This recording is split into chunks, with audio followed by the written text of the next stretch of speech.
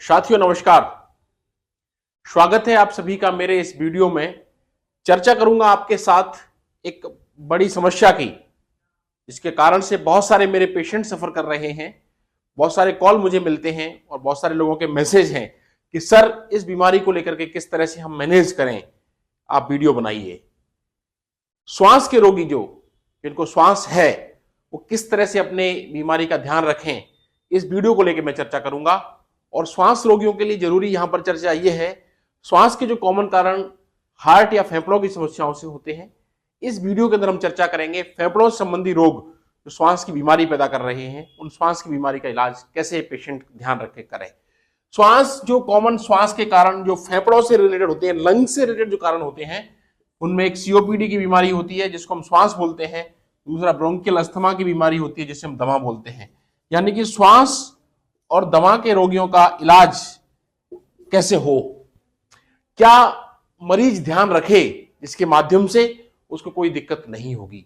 Video बहुत important है साथियों, आप इसको समझने की कोशिश करें, पूरा वीडियो देखें, अधिक से अधिक शेयर और सब्सक्राइब करें, लोगों तक पहुंचाएं, जिसके कारण से हर घर परिवार के अंदर श्वास के रोगी मिल जाते हैं, वहां कोई दिक्कत नहीं हो।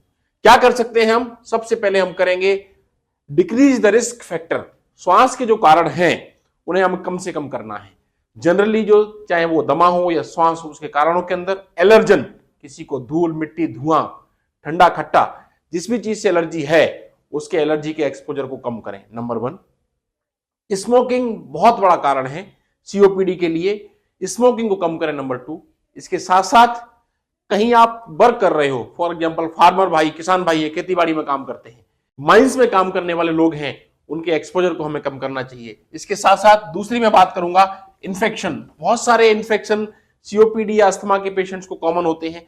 सीओपीडी अस्थमा के पेशेंट्स के अंदर मौसम बदलने पर इन्फेक्शन हो जाता है, तो ये इन्फेक्शन उनको मौसम बदलने पर नहीं हो, इसके लिए हमें ध्यान रखना है। स्पेशली सर्दियों के समय पर या जब मौसम बदलते हैं, इन्फ्लुएंजा का इन्फेक्शन, स्वाइन फ्लू का इन्फेक्शन, निमोनिया का इन्फेक्शन, कोविड का इन्फेक्शन, बैक्टीरिया, फंगस, पैरासाइट्स, इन इन्फेक्शन से हमें बचना होगा। इस तरह के पेशेंट्स को अपना ध्यान रखने की जरूरत होती है, क्योंकि उनकी इम्यूनिटी कम हो जाती है। जब इम्यूनिटी कम होगी तो बार बार निमोनिया होगा तो दिक्कत पैदा करेगी। इसलिए श्वास के रोगियों को ध्यान रखने की आवश्यकता होती है कि आप अपने शरीर को इन्फेक्शन से बचाएं। नंबर 2, तीसरा मेडिसिन और ट्रीटमेंट। श्वास के रोगी कहते हैं कि साहब हमारा इलाज तो लगभग सेम चलता है, बट मैं ये कहना चाहूंगा ऐसे लोग जिनको श्वास की बीमारी है वो अपने ट्रीटमेंट को लेकर के, इलाज को लेकर के बड़े अनुशासित रहें, रेगुलर अपने चिकित्सक से मिलते रहें। चिकित्सक आवश्यकता अनुसार आपकी बीमारी के हिसाब से आपकी दवाइयों को अपडेट करते रहेंगे और आप उसको रेगुलर लेवें, क्योंकि इसमें लगातार बीमारी को कंट्रोल करने के लिए मेडिसिन की आवश्यकता होती है। ये ध्यान रखने वाली बात है। चौथी बात आती है डाइट। खान पान का इस तरह की बीमारियों से लड़ने में एक बहुत बड़ा रोल होता है। आप सीओपीडी के पेशेंट हैं, आप अस्थमा के पेशेंट हैं, या कोई भी लंग्स डिजीज है, उसके अंदर आपको आपकी डाइट प्रॉपर होनी चाहिए, जिसके अंदर आपको हाई प्रोटीन डाइट और लो कार्बोहाइड्रेट के साथ स्मॉल अमाउंट में फैट की डाइट की जरूरत होती है। उचित खान पान से आपकी मसल्स मजबूत होंगी, आपकी बीमारी कंट्रोल रहेगी और आप स्वस्थ होंगे। जरूरत है खान पान का ध्यान रखने की। इसके साथ साथ मैं बात करूंगा एक्सरसाइज। ऐसे लोग जिनको दमा या श्वास है उनके लिए एक्सरसाइज का बड़ा रोल है। योगा है, प्राणायाम है, अनुलोम विलोम या स्मॉल वॉकिंग एक्सरसाइजेस, रनिंग, या आपके लिए आपकी आवश्यकता अनुसार बड़ी अच्छी हो सकती है।